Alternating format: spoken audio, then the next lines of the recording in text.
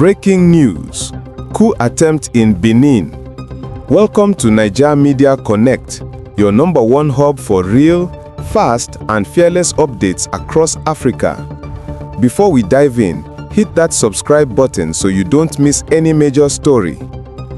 In the early hours of today, a group of soldiers stormed Benin state television, declaring the government dissolved and claiming they had seized power. They blamed insecurity, neglect of the armed forces, and frustration with the outgoing administration. Within hours, Benin's interior minister announced that loyal soldiers had foiled the coup. Key installations were retaken, 14 soldiers arrested, and President Patrice Talon was confirmed safe. The coup fizzled out almost as quickly as it began. This is Benin's first coup attempt in decades, and it comes at a tense moment for West Africa, a region already shaken by military takeovers from Niger to Mali. But today, Benin's democratic institutions held the line. Toutes les institutions sont dissoutes. All institutions are dissolved. Political party activity suspended until further notice. Benin's land, sea and air borders are closed until further notice. Taking power at this moment reflects the CMR's firm determination to end the exclusion of all social groups in our country without any distinction during the transition and to restore national cohesion. The soldiers accused President Patrice Talon's government of failing to address worsening security threats from armed groups in the north and neglecting fallen soldiers and their families. Gunfire was also reported near Talon's residence in Benin's largest city, Cotonou. But within hours, the Interior Ministry announced the coup had been thwarted and the situation brought under control. Face à cette situation, in response to this situation, Benin's armed forces and their leadership, loyal to their oath, remained committed to republican values. Their response ensured control of the situation and foiled the attempt. The government also urges the population to continue their activities as usual. Thank you.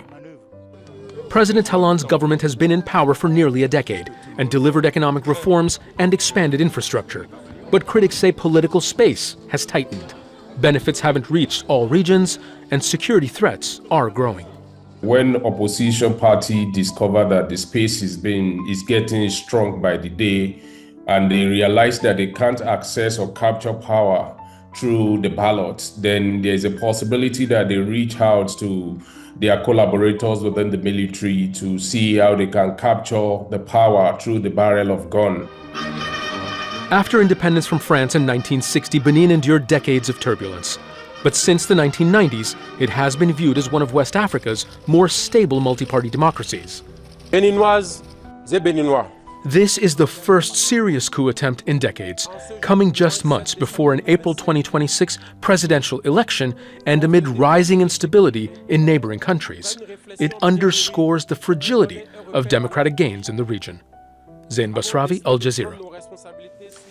The coup attempt in Benin is part of a larger pattern that we've been seeing in the region. Since 2020, there has been a host of military coups across the African continent. In 2020, soldiers took control in Mali. This was followed by similar coups in Burkina Faso in 2021 and Niger in 2022. The three military leaders are now working together. They have formed their own bloc after breaking away from regional group ECOWAS. It's something we'll talk about again in a second. In 2021, soldiers also took power in Chad and Guinea. Chad's military leader later won a presidential election that the opposition say was rigged. Guinea's coup leader is set to run in an election later this month. 2021 also saw the Sudanese military overthrow longtime ruler Omar al-Bashir. The army shared power with the paramilitary Rapid Support Forces. But 2 years later, a civil war broke out as the two factions fought for control of the country. In 2023, Gabon's president, Ali Bongo, was deposed after 14 years in power. His cousin is now in charge and was announced the winner of an election earlier this year.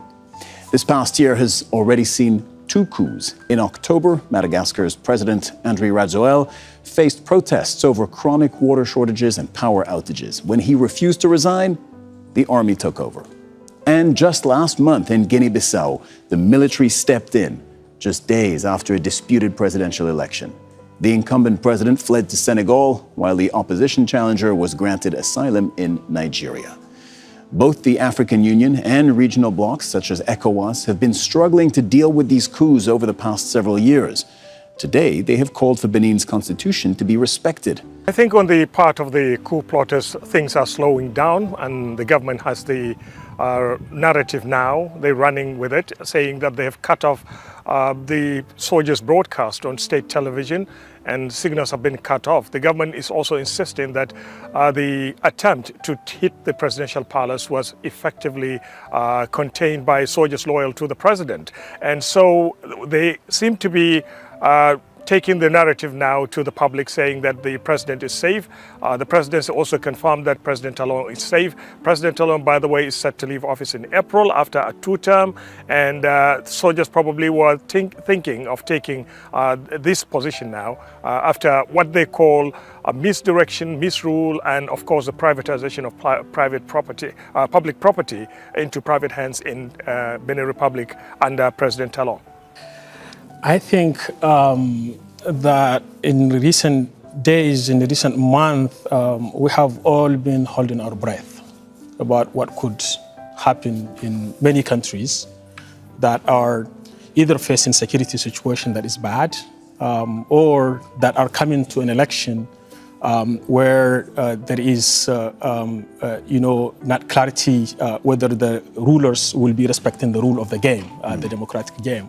Different situation. There are cases in which rulers would try to get a third term, right? While the constitution is limiting the number of terms to 2.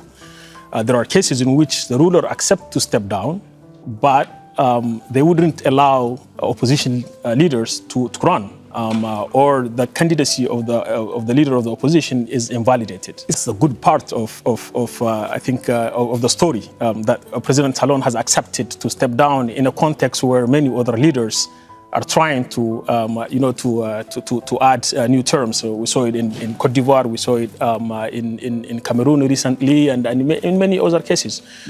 But I think the less positive part of the story is that the leader of the opposition's candidacy has been invalidated in Benin. The north of the country is unstable and unsafe, and they cited that as one reason why they were attempting to take power. And it's the first time. I mean, the same reason was advanced to justify the coup in Mali, in Burkina Faso, in Niger. All of those cases, the juntas mentioned that the security situation was the reason why they intervened. Every time that you have setback in those conflicts against the jihadists, you have military that get unhappy with the ruling elites and who think that the responsibility goes first, not to them, but to the ruling elite, because they haven't given them the means to fight the jihadists, or there is holdback on their side politically to conduct the counter-terrorism operations. So we saw that several times, and it's not new. I do believe that in many cases when military leaders take over, they haven't shown that they could do better than the previous in Mali, civilian government. In Niger, in Burkina Faso? In Mali, in Niger, in Burkina, all we see is a continuation of the deterioration of the situation on the front line. So my sense is that military leaders, I think their job is to defend the country, but in the front line, not in the capital cities. Every time that you have a coup, it disorganizes the military institution, with people who are now focusing on protecting power, consolidating power in the capital city. I think one could even say that there is an idea of coup in the air. The fact that all these coups have succeeded in all these different countries give ideas to other officers that they could get away with it, if they try. And that's why we have seen so many attempts to take over by the military. Coup happen in a particular context. Countries differ from one another. In some countries, you have institutions that are well established, where it is very difficult to do a coup. I think the cost of any officer trying to intervene and change the government is very high in many of those places compared to others. So that's why you have some attempts in certain countries and not in others. In Nigeria, I'm not sure that the context is favorable, because Nigeria is a giant country. I think there are the institutions are not as weak as they are in other countries. So I believe that in those places it is more difficult. There are other countries like Senegal, it is more difficult. I would even say that even Benin, if it is true that, and we hope that it has failed, that is, a sign that institutions, and particularly military institutions, do work in some places better than in other places, where countries or the military have not been able to reverse the coup or to prevent it from happening. Yeah, I ask because Nigeria is also infamously fighting insecurity in the north with armed groups very active there that have destabilized parts of the country. But look, thank you very much. Yahya Ibrahim. It's a pleasure. Thank you. Benin survived the storm. But what does this failed coup say about the tension building beneath the surface? Tell us in the comments. Is this a warning sign of deeper issues or proof that Benin's democracy is stronger than ever? Don't forget to subscribe, like, and share to keep others informed. This is Naija Media Connect, where the news hits differently.